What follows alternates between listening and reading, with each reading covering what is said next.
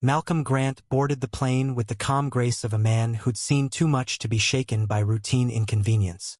Flanking him were his children 8-year-old Jordan and 6-year-old Layla, buzzing with the kind of excitement only a weekend adventure can bring. The moment felt special. Rare. One of those slices of time where everything slows down and all that matters is the joy in your kid's eyes. But that moment was shattered when a flight attendant blocked his path to seat 2C. She didn't check his ticket. She didn't ask a single question. She just assumed. He watched her carefully, still holding Layla's small hand. His kids had already begun to settle into seats 2A and 2B, giggling over seatbelts and touchscreen menus. But now, this woman, this stranger in navy blue polyester with a name tag that read Janet, was treating him like an intruder in front of his own children. She tilted her head, professional smile faltering. "Sir, are you supposed to be sitting with them?" Malcolm blinked slowly. "Yes," he said, voice even. "I'm their father." Janet looked down at her tablet, frowning. "I see tickets for seats 2A and 2B, not 2C. This wasn't in your name when we printed this manifest." Malcolm reached calmly into his jacket pocket and produced his boarding pass.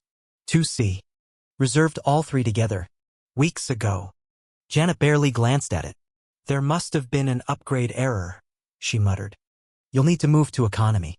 We'll keep the children here, of course." "Excuse me. We need to complete boarding, sir," she pressed, lowering her voice but not her tone. "Please comply." Layla looked up at her father, eyes wide. Jordan was frowning, confused. "Why can't he sit with us?" he asked. Malcolm placed a calming hand on his son's shoulder. "It's okay," he said. But inside he knew it wasn't. This wasn't a mix-up.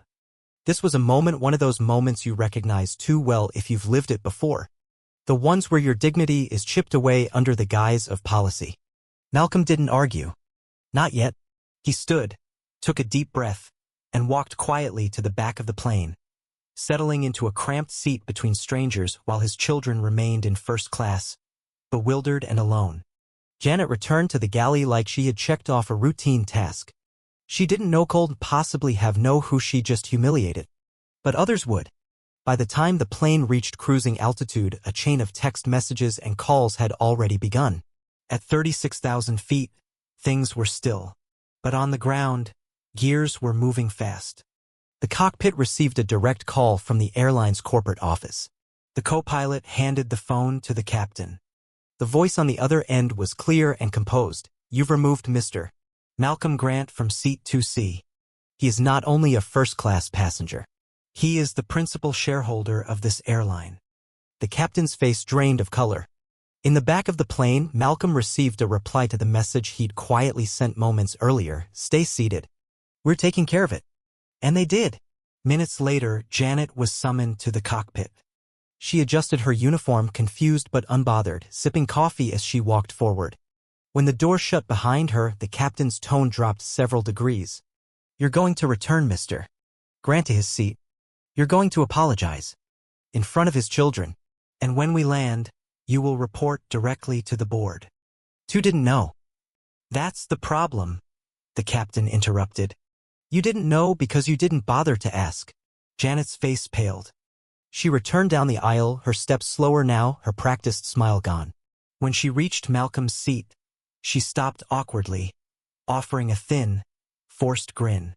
"Mr. Grant, there was a miscommunication. Please allow me to escort you back to your seat." Malcolm rose slowly. He didn't gloat. He didn't speak. He simply followed. As he entered the first-class cabin again, all eyes turned. The hush was deafening. Jordan beamed. "Dad," he cried. Layla practically leapt in her seat. Malcolm offered a calm smile, sitting beside them once more. Janet stood at the end of the row, face tight. "I apologize," she said stiffly, "for the inconvenience. It was a mistake." Malcolm looked at her, steady and unmoved. "You made a choice," he said quietly. "Let's not call it a mistake." Janet didn't reply. She turned and left, each step louder than the last. The rest of the flight was quiet, too quiet. The kind of silence that fills the air after something irrevocable has happened. Ashley, the younger attendant who had watched it all unfold, was the one who now handled service in the front. She brought drinks, snacks, extra pillows. She checked on Malcolm's kids more than once, not out of obligation but because she cared. And when the captain made the final approach announcement, Janet remained hidden in the galley, pale and silent. After touchdown, the cabin didn't erupt in its usual frenzy. No one rushed to grab their bags. Everyone waited because they knew. At the front of the plane, the door opened.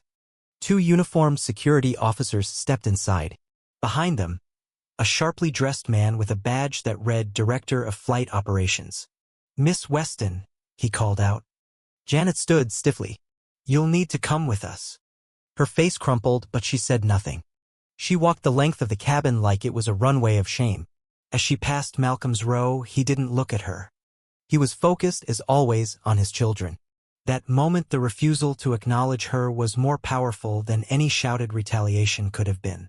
At the gate, Malcolm was greeted by executives, public relations officers, and operations leaders, all eager to apologize. But he wasn't interested in a press conference. He wasn't interested in revenge.